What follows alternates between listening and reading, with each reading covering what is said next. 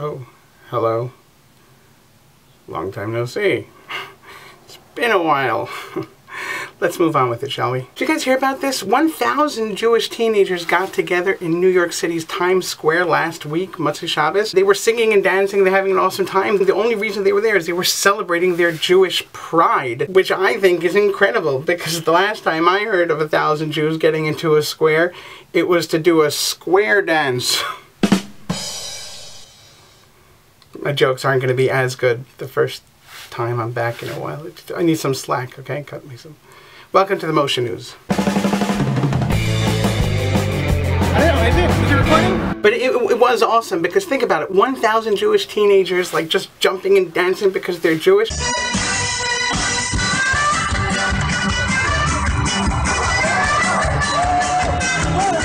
It's beautiful. Even though it was freezing outside, there were like billboards all over the place that were flashing all these images of what C-Teen, the organization that takes them around, does. By the way, hello, this like big giant superstar Jewish guy, singer man, Alex Clare, just happened to show up in a Borsalino and made Havdalah for everyone.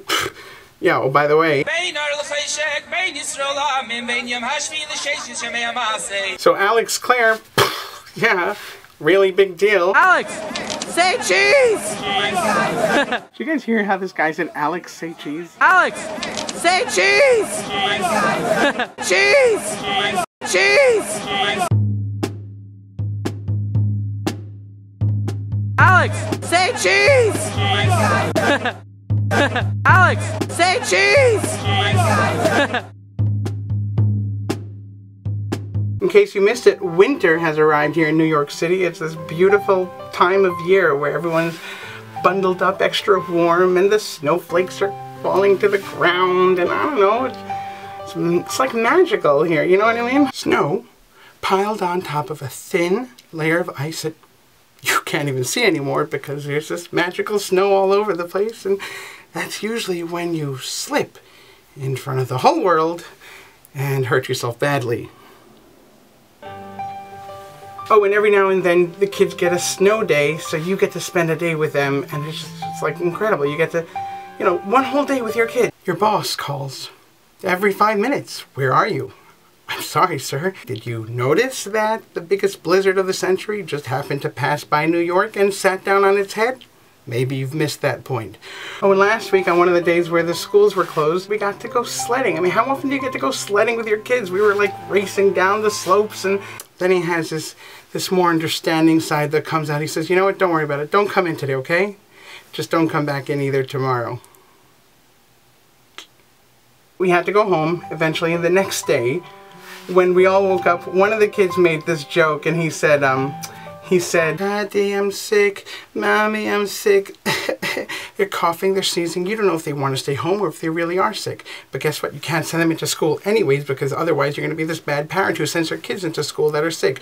Kids, don't remember that, because we really don't like it when you take advantage of our, like, compassion for you. Anyway, so you all pile into the car, or not, maybe you just all put on super, like, 5 million layers of clothing and walk over to the doctor's office. And the doctor pretends he has no idea why we're there. What seems to be the problem? The problem is global warming. I have no idea what it is. I'm just sick and tired of the winter over here, okay? Everyone's coughing, sneezing. They had to stick the stick down their throat. Somehow they got strep. I have no idea what strep has to do with the winter, but they got it. Building snowmen in the yard and having snowball fights.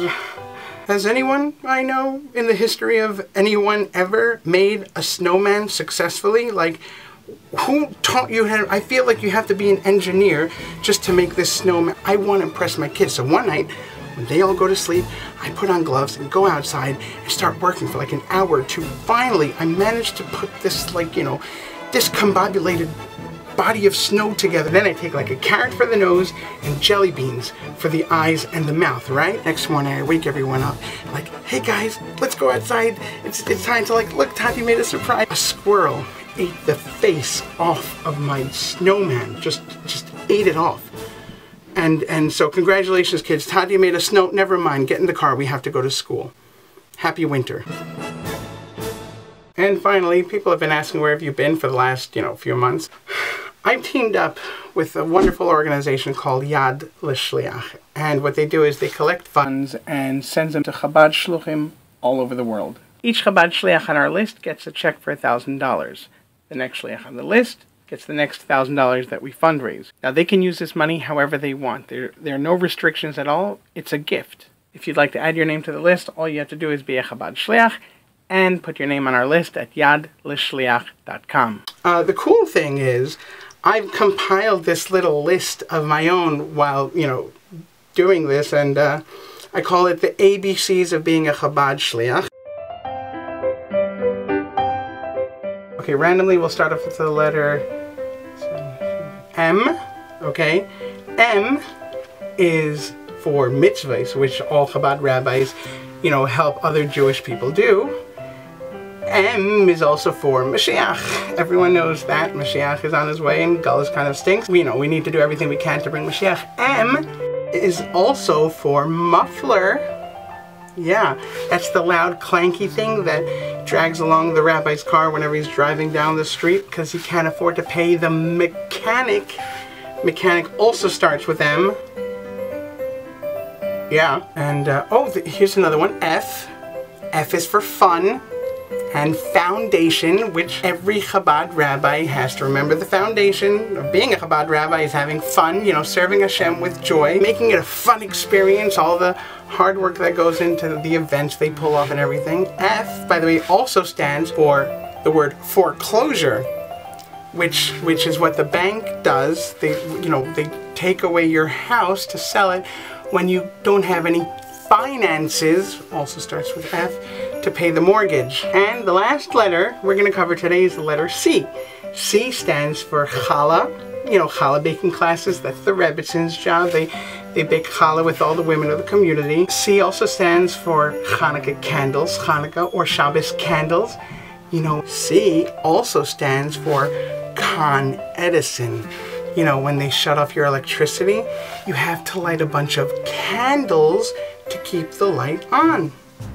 Who knew, right? And that, my friends, is why I've teamed up with Yad L'Shliach. And if you want to help us get the next check to the next rabbi on the list, go to yadlashliach.com/donate. Gotta say, feels good to be back, huh? Feels great to be back. See you next time.